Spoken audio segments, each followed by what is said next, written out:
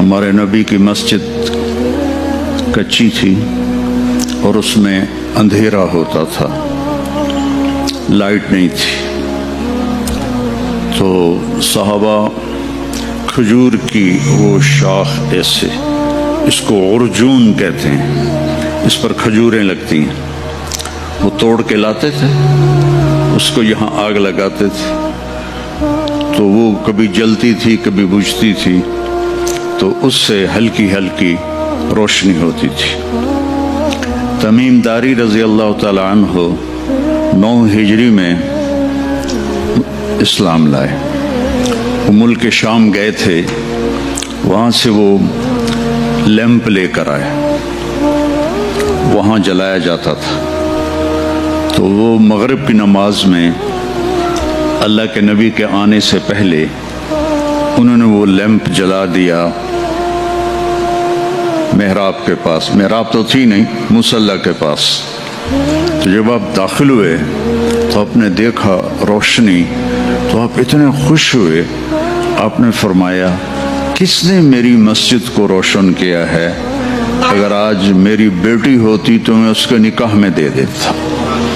اتنے خوش ہوئے۔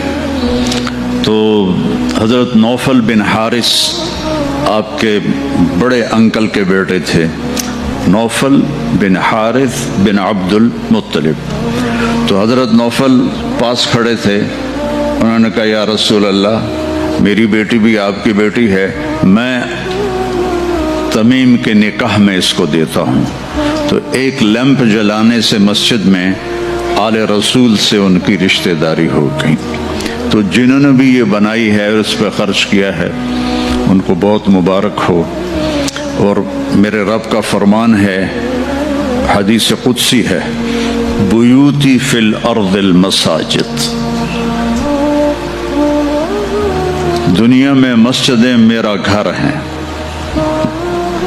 تو آپ میرے گھر کو آ کے اچھا کرو، پینٹ کرو، اور اس میں آپ کارپیٹ بچھاؤ، لائٹیں لگاؤ، اور مجھ سے کچھ لو بھی نہیں تو میں کتنا خوش ہوں گا۔ مولوی تو ایسے ہی مفت خور ہوتے ہیں، ان کو مفت میں چیز بڑی اچھی لگتی ہے۔ تو جب آپ اللہ کے گھر میں آ کے اس کو خوبصورت بناتے ہیں، اچھا بناتے ہیں، تو اللہ بھی خوش ہوتا ہے۔ یہ تو آپ کی مسجد کو دیکھ کے میرے ذہن میں بات آئی، تو میں نے ایک اور سنا دوں۔ اس میں تفسیر کبیر میں ہے کہ دنیا میں جتنی مسجدیں بن گئیں، ایک دن آئے گا یہ سب ختم ہوں گی، بیت اللہ بھی نہیں ہوگا، مسجد نبوی بھی نہیں ہوگی، مسجد اقصی بھی نہیں ہوگی، تو کہیں بھی مسجد نہیں ہوگی۔ جب قیامت کا زلزلہ آئے گا، اذا زلزلت الارض زلزالها، تو ساری زمین دکن دکا، ٹکڑے ٹکڑے ہو جائے گی، ریزہ ریزہ ہو جائے گی۔ لیکن جہاں مسجد بنی ہے، یہ روشنی تو اس زمانے میں نہیں ہوگا، لیکن یہ ٹکڑا ہوگا، اللہ اس کو اکھاڑ دے گا، اوپر اٹھا دے گا۔ پوری دنیا میں جہاں جہاں مسجدیں ہیں، اس کی زمین نہیں ٹوٹے گی، اللہ اسے ایسے اوپر اٹھائے گا، اور پھر ان کو بغیر پیٹرول اور بغیر ونگز کے اللہ ان کو اڑائے گا اور بیت اللہ کی مسجد تک پہنچائے گا۔ پھر بیت اللہ کی مسجد کی زمین ایسے اوپر آ جائے گی، پھر یہ ساری زمینیں بیت اللہ کی مسجد کے ساتھ کٹھی ہو جائیں گی، پھر یہ فلائی کریں گی مسجد نبوی کی طرف، اور مسجد نبوی بھی خالی زمین ہوگی۔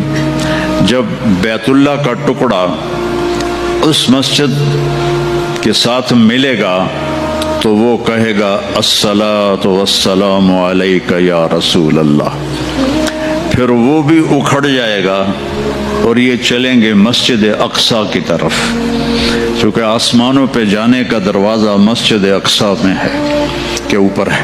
تو پھر یہ ساری زمینیں مسجدیں اللہ ان کو اکھاڑ کر اوپر لے جائے گا اور جنت میں ڈال دے گا۔ تو آپ جنت کے ٹکڑے پر بیٹھے ہوئے ہیں،